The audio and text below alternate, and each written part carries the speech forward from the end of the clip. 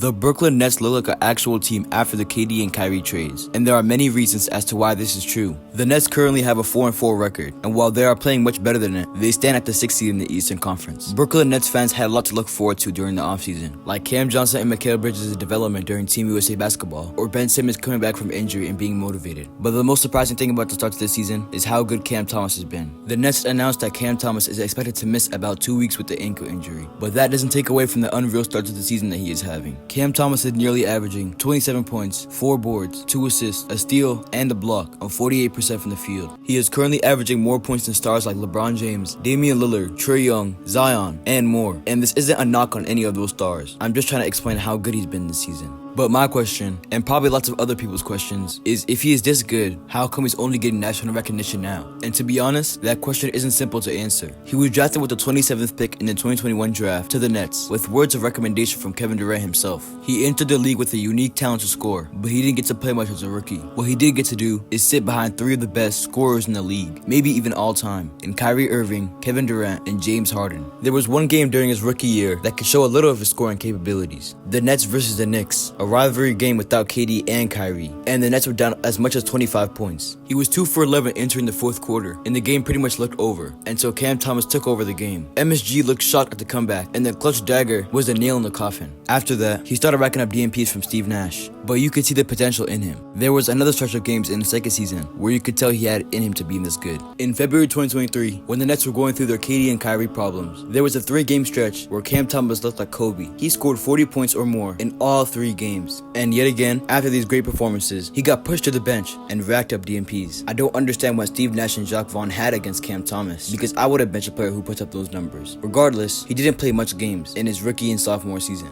And the general narrative of Cam Thomas became that he's gonna have a couple 30 or 40 balls, and then he'll go right back to the bench. And that's what many people thought before the season started, including me. I didn't think he'd be the main scorer of this Nets team. I thought Mikal Bridges would be the all-star of the team, but it could very much be Cam Thomas if he keeps it up. However, going back to my point, when the season started and he put up 30-point games on decent efficiency, many people thought it would be the same thing as before. But he's backed it up with even more good games and wins, and now people are starting to give him the respect that he deserves. What Brooklyn needs to do is to not mess us up by cutting his minutes. When they get some of their players back, they shouldn't shove him to the bench. That's not how you develop a player. Instead, you should give him reps to improve what he needs to improve on, his defense and playmaking. Cam Thomas is thriving right now, and the Memphis Grizzlies is the opposite of thriving. If you want to know why, click the link in my description to watch my Grizzlies video.